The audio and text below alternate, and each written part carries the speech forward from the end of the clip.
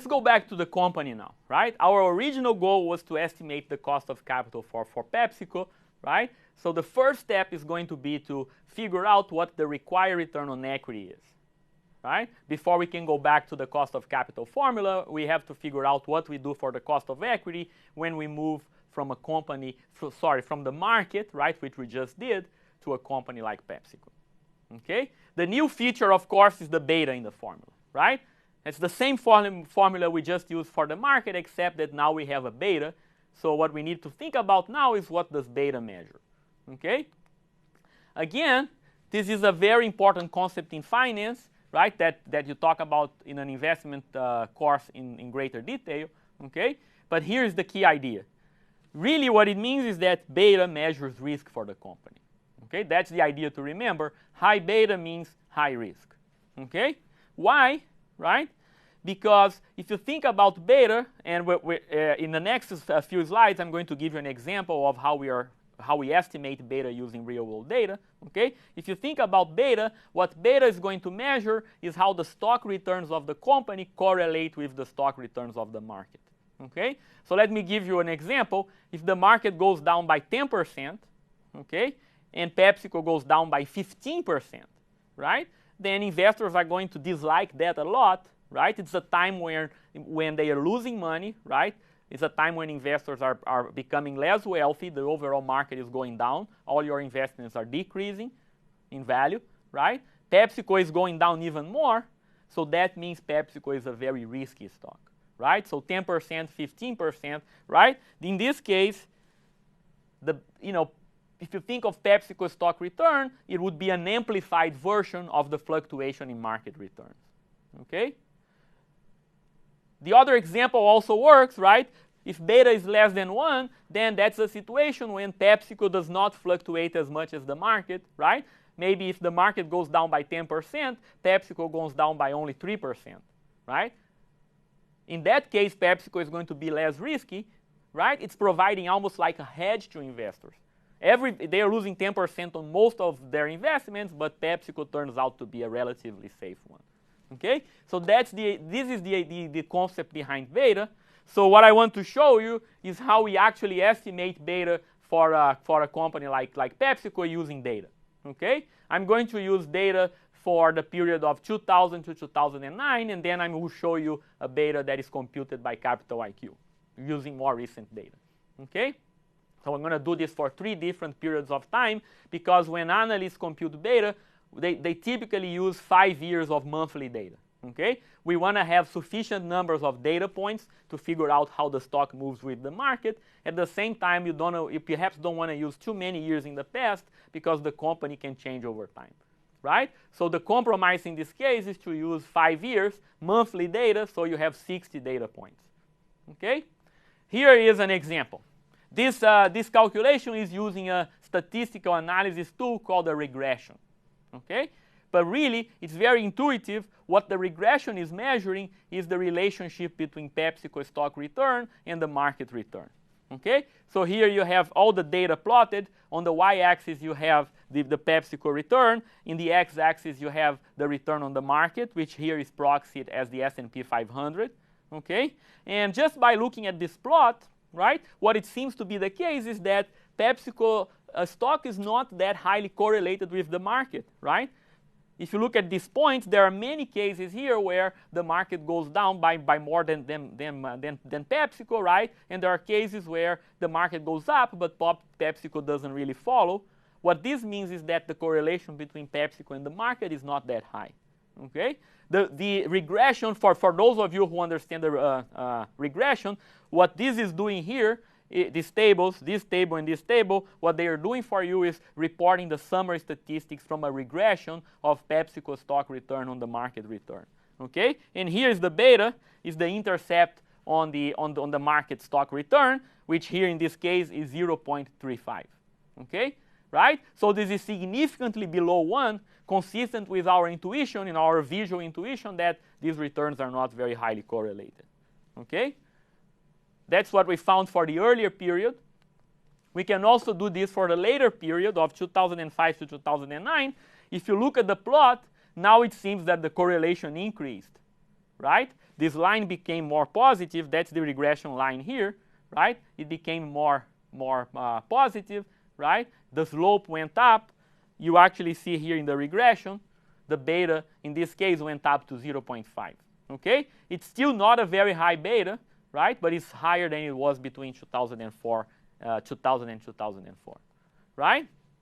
So this is what we found out doing our regressions. Okay? Remember that beta is a statistical estimate.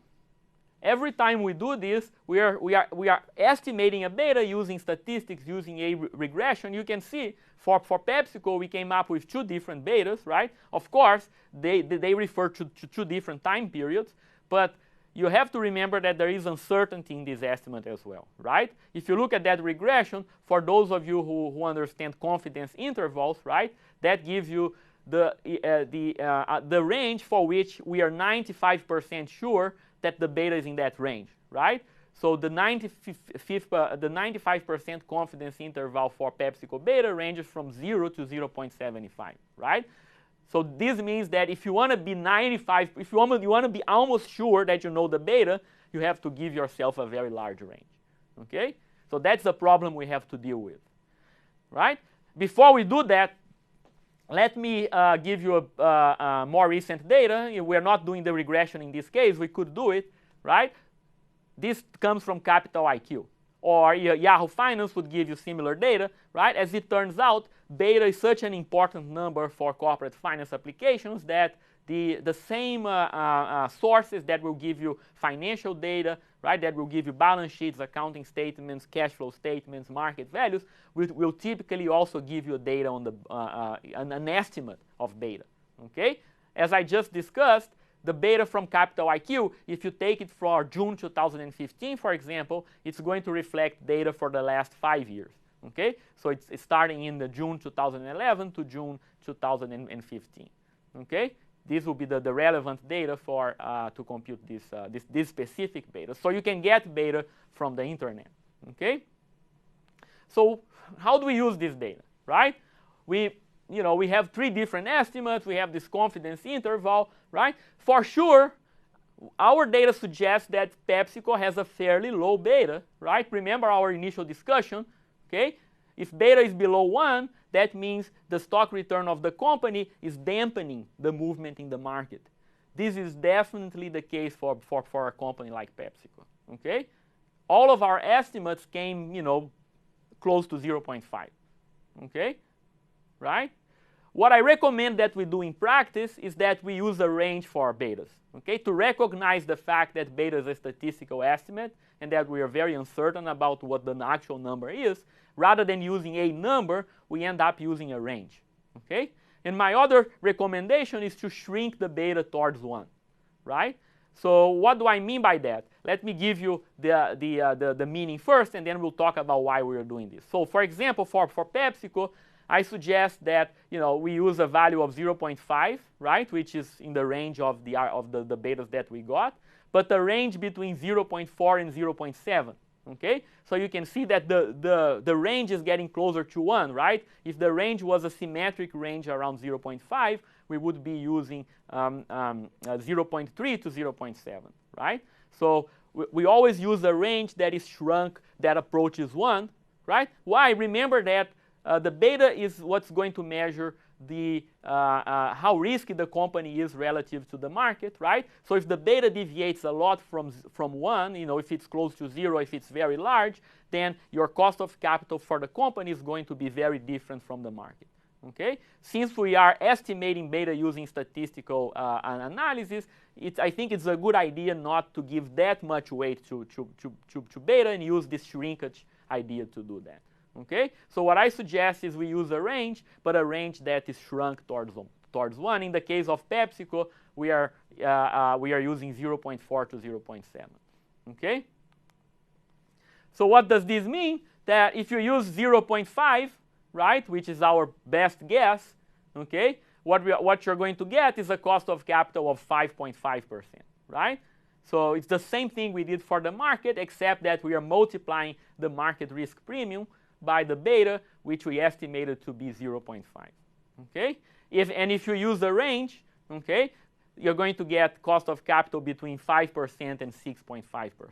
Okay? And by the way, there is no correct way to do a range, right? This uses a combination of our statistical analysis with common sense, right? And really, this idea of shrinking the beta towards 1 is a common sense idea, right?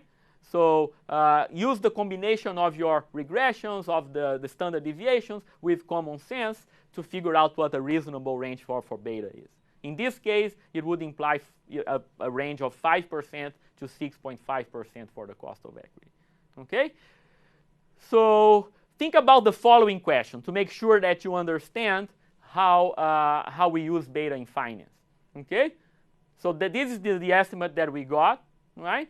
Suppose now that the market return ends up being 8%, right? As we learned, that's just right on our expectation, right? The market does just as we expect, okay? But PepsiCo returns 7%, okay? Market 8, PepsiCo 7. Should a PepsiCo investor be happy or not?